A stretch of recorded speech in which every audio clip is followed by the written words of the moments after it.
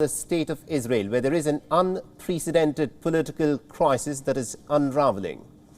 The parliament is expected to dissolve this week, triggering fresh elections later this year. And the elections will be the fifth one that the state of Israel will have in a span of less than 3 years.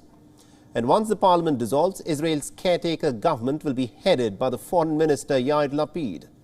Lapid will take over later this week, and ahead of the dissolution, the Israeli Prime Minister Naftali Bennett convened his weekly cabinet meeting for what was most likely the last time as the Premier of Israel.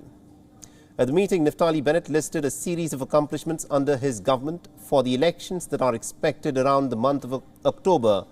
Opinion polls predict that the former Prime Minister Benjamin Netanyahu's Likud party could, of course, garner the most number of seats. And amidst the political developments in the state of Israel, a number of key international developments linked to the state of Israel and West Asia are also unfolding. While Israel is battling a political storm, efforts by the EU are on to try and break an impasse between Tehran and Washington for reinstating the 2015 Iranian nuclear deal. The European Union Foreign Policy Chief Josep Borrell met with Iran's top diplomat over the weekend. As the world powers are preparing to reconvene the talks in Vienna, there is a reported divide within the state of Israel over the nuclear talks that are taking place between Iran and the 6 world powers. The senior defense officials, including the Israeli military intelligence chief, reportedly have backed for a revival of the JCPOA, that is the Joint Comprehensive Plan of Action, otherwise known as the Iranian nuclear deal of 2015. Several Israeli generals have also begun to support a return to the 2015 accord between Iran and the world powers. The Israeli government, remember, publicly at least, has been fiercely opposed to Iran's nuclear program. The 2015 deal is against what is stated as Israel's official policy, and successive Israeli governments have warned that Iran seeks to build a nuclear weapon. And ahead of the resumption of the tattered nuclear talks, Iran has carried out a second test launch of a satellite carrier rocket. It's unclear when exactly the rocket was launched, but the announcement came after the satellite photographs showed preparations at a desert launch pad. This is the second launch of the Zoljana satellite carrier.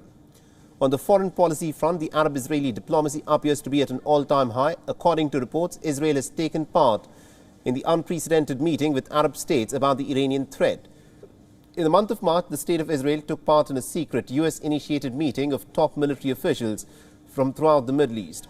The meeting, of course, came with US CENTCOM chief McKenzie, and it was held in Egypt. It was also attended by the Arab nations, including the likes of Saudi Arabia and Qatar, which aren't, at this point of time, a part of the Abraham Accords.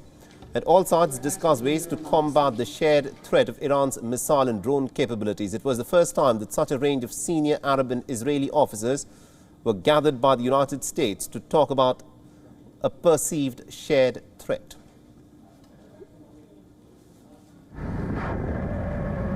So this of course, is the big story that we are tracking on WION. The Israeli Knesset is likely to be dissolved pretty soon. Naftali Bennett will, of course, be stepping aside. Yair Lapid will take charge as the caretaker prime minister. There is a lot of turmoil politically that is unfolding in the state of Israel.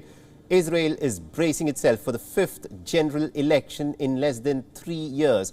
Remember, over the course of the last 4 general elections that were held in the state of Israel, there was no party that was able to form a government on its own that was stable, and therefore a lot of coalitions have been worked out. But that's the norm in Israeli politics, where governments have to rely on their coalition partners. But the last 2-3 years have been very, very difficult. Now, Benjamin Netanyahu is facing serious charges of corruption, but his Likud party could, of course, emerge as a pretty strong contender if the elections are to be held in October later this year.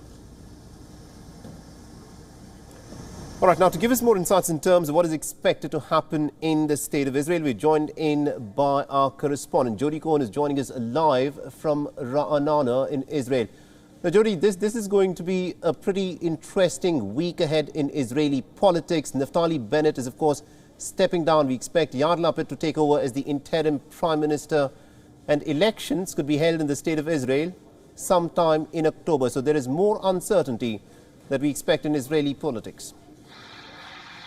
Absolutely. So on Sunday, we saw Prime Minister Bennett chair his last cabinet meeting, where he hailed the government's ethos of unity. And I think it's fair to say that we can expect to see a little less unity in the Knesset today as the dissolution bill is discussed in the House committee. Now, that's because the chair of the House committee, Nir Orbach, has reportedly been wanting to try to delay the proceedings in order to give former Prime Minister Benjamin Netanyahu a bit more time to form an alternative government.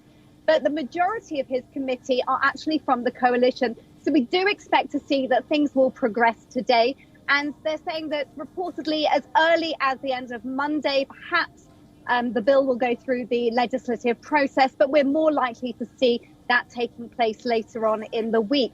In the meantime, the opposition are expected to make it hard to pass the bill, but we are expected to see elections sometime around late October, early November. And in the meantime, also Likud MK David Amsellem has reportedly said that Likud could sit with the Islamist Arab Ram Party in order to break the political deadlock. Now, Likud and Netanyahu have both disavowed those comments, but it remains to be seen. There's many months until the election, and it remains to be seen lots of negotiations, potential realignment of parties, as we often see. But in the meantime, the polls do show continued deadlock. Absolutely, indeed. It is going to be interesting to see as to how things, of course, move in Israeli politics, because it's been very turbulent over the course of the last 3 years, where we've witnessed election after election, but yet a stable coalition has not been formed. Now, Jody, the other thing that I want to discuss with you are these reports that have emerged within the Israeli media, which suggest that there is a division, perhaps within the Israeli security establishment, where there are some generals within the Israeli security establishment who are in favor of an Iranian nuclear deal happening between Iran and the six world powers. The stated public position as a state policy of the State of Israel has been that this deal should not go through. But how is this issue being discussed within Israel now? Right, so while domestically things are certainly uncertain, on the foreign affairs front, it does appear to be business as usual. So we know that Foreign Minister and Interim Prime Minister Yair Lapid criticised the EU Foreign Policy Chief Joseph Borrell for visiting Iran in a bid to resume the nuclear talks. Now, he says that sends the wrong message, as Iran is targeting Israeli civilians in Turkey. Also on Sunday, Iran reportedly carried out a second test of a long-range ballistic launcher, which the US has warned could be used to launch nuclear warheads. Now, as you said, some senior Israeli intelligence officials reportedly prefer to revive the Iran deal in order to buy more time, but they are said to be in the minority, with the IDF chief and Mossad strongly opposed to what they call a return to a bad deal. And in the meantime, the US has reportedly also convened a summit of Israel and Arab countries' senior defense officials to discuss Iran defense coordination. And that took place reportedly in March. And what was interesting about that is that it included Saudi Arabia and Qatar, who don't recognize Israel yet. And of course, we're seeing on Monday, the Negev summit partners are meeting in Bahrain, and President Biden's visit is expected in July.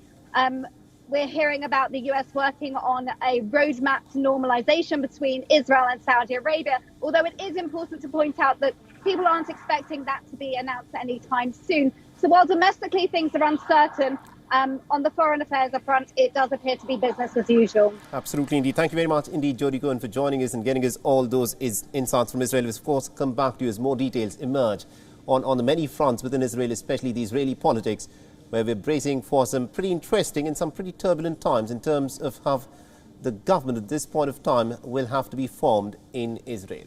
WION is now available in your country. Download the app now and get all the news on the move.